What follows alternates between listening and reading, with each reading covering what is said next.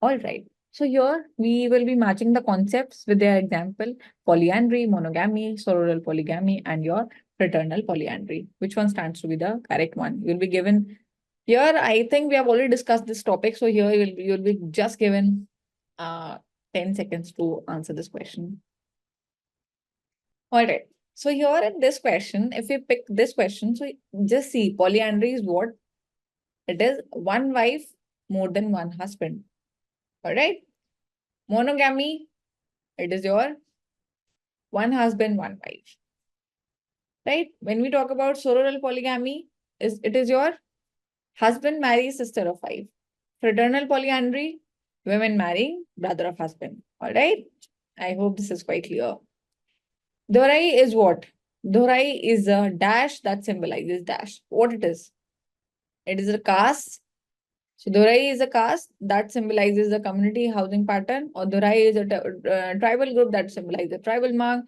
Dorai is a group of traders that symbolize a GI tag, or Dorai is basically it's a market village that symbolizes hierarchy of intergroup social relations. What it is?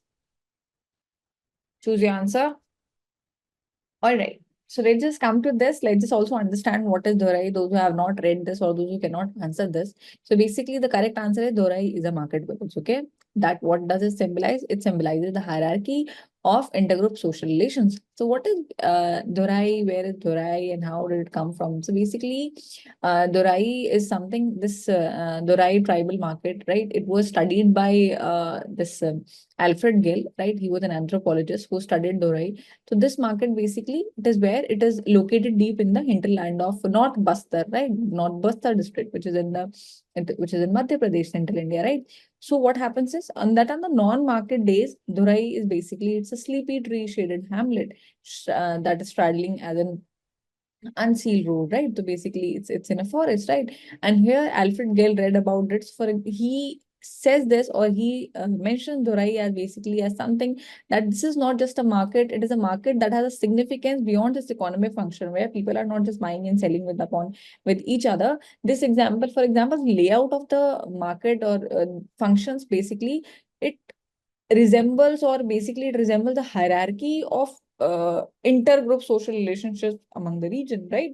So that is what he talks about, and this that is how he emphasize on Dorai as a market village, right? So with this, I hope it is clear to you. Let's move to the other question.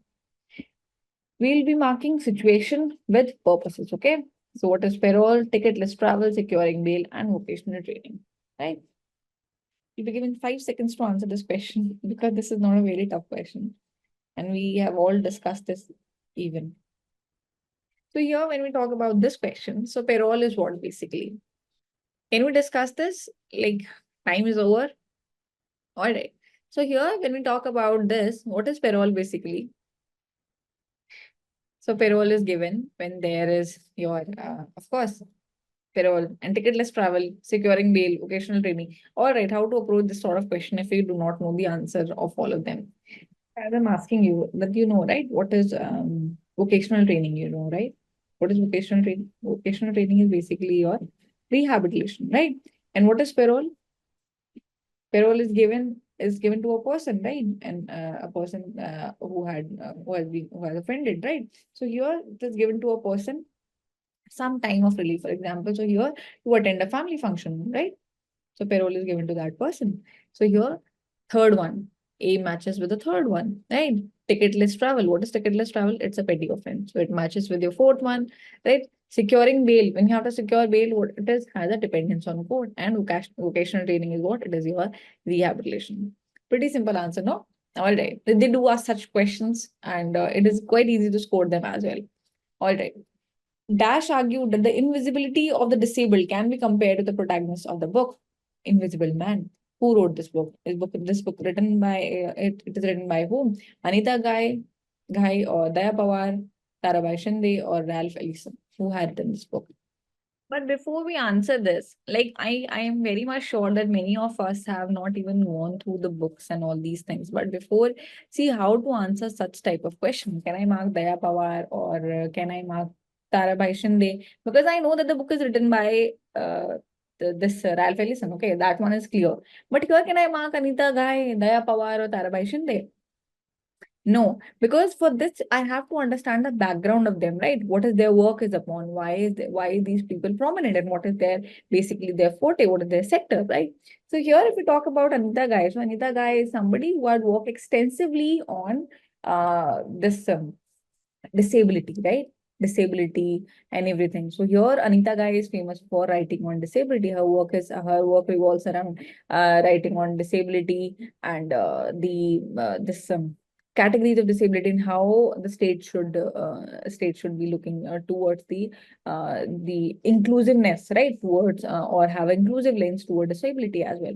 So she had worked. Anita Ghai had worked extensively on the aspect of disability, right? Daya Pawar is someone who had worked extensively on Dalit identity, right? She had not worked on disability. She had worked on Dalit identity, and she has also worked on this. Her famous work is God's Oppressed Children, right? If they ask you in an examination, so she had also worked on God's Oppressed Children as well. When we talk about Tarabai Shinde, so she is somebody who had worked extensively on patriarchy and caste, right? So here, when we talk about this patriarchy, so here Tarabai Shinde is a feminist who had worked on patriarchy and caste, right? So here, what do you think is stands to be the correct answer? Here, Anita Ghai, your first one stands to be the correct answer, because now you are well versed with it, that who is the one who wrote this, right? So here, Anita Ghai, in the Indian context, she was one of the leading scholars of disability, right? So Anita Ghai argues that the invisibility of the disabled is compared to the invisible man, that is written by Ralph Ellison, right? Which could be a famous indictment of racism against African Americans in the USA. That's what she talks about, right? So here, this is Anita Ghai, right? I hope it is quite clear to you. A difficult question, right? But those who all are well aware about these authors and their work, they can, of course, make a difference, right? So I hope now it is clear to you that Anita Ghai has worked on what? Anita Ghai has worked on disability. Daya Pawar has worked on caste identity and structure. Tarabai Shinde was the feminist. She had worked on this women and patriarchy and caste. Okay, Ralph Ellison is the one who wrote this book, Invisible Man. So I hope it is clear to you now, and you will be able to answer this question as well.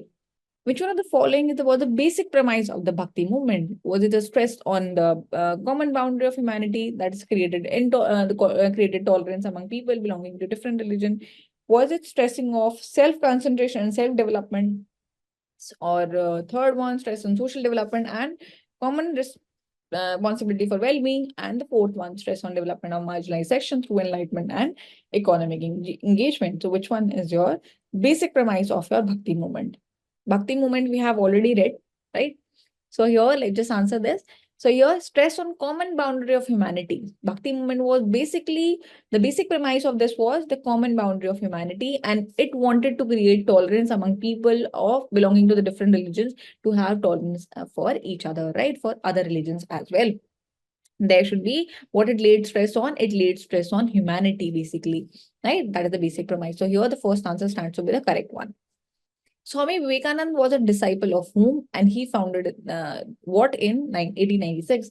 Radhakrishna Paramhansa and Radhakrishna Mission, Radhakamal Prasanna and Radhakamal Trust, Ramakrishna Paramhansa and Ramakrishna Mission, or Ramanarayan Prajapat and Ramanarayan Mission. Quite a tricky one for those who have not read this, but not for us, because we have already covered this one. So here, as we have already read this, the third one stands to be correct. Swami Vivekananda was a disciple of Ramakrishna Paramhansa, and he founded the Ramakrishna Mission in the year 1896. All right, correct. Let's just move to the other one.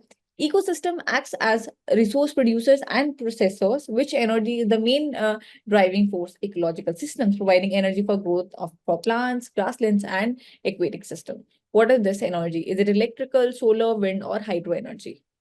As we have already read this and we are well versed with this as students, that the first one solar energy stands to be our correct answer, because solar energy is the one which is the main driving force for all the ecological systems. Sun, right? Photosynthesis and other things, growth of plants and plants, forests, grasslands, and even aquatic ecosystems, right? So here, your solar energy is your correct answer. I hope you'll be able to answer this, right? And you won't mark it wrong. All right, let's just move to the other one. Dash is an indirect tax on the sale of particular goods or services that is charged by the government. An excise tax, custom duty, VAT, or GST is an indirect tax. We have already discussed this direct and indirect taxes as well in our economics classes. And this question I've also already posed, right? So here, just 5 seconds for you to answer this question. Your correct answer is basically your GST. Because what is GST? GST is an indirect tax. And we have already discussed this many the times this question have been asked. Is GST is either an indirect tax or indirect tax, right? So your GST is indirect tax for the whole nation, which will make India as one unified common market. And GST is that single tax on the supply of goods and services, right? That is charged by the government from the manufacturer to the consumer, right? So earlier, before this GST, there used to be various types of indirect tax that were paid to the various tax authorities, but now they are all clubbed under the purview of one tax. In simple words, GST is basically, it's an indirect tax that is levied on the supply of goods and services, right? I hope it is clear to you. Your VAT, your VAT, and all that excise duty and also stuff. So all these are now being clubbed under GST. And what is GST? GST is basically your indirect tax, right? I hope it is clear to you. Now let's just move on to this books and authors. Now we'll match this, right? Caste is the 20th century avatar. Communalism in modern India, interrogating caste, and unheard voices, stories of forgotten lives. What is written by whom? We have to match the books with the author, right? So here, Caste is 20th century avatar is being written by M.S. Srinivas, all right? And you're coming to your B1, that is communalism in modern India, is being written by Bipin Chandra.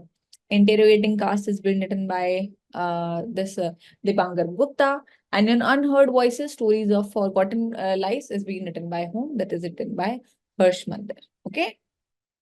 I hope it is clear to you now.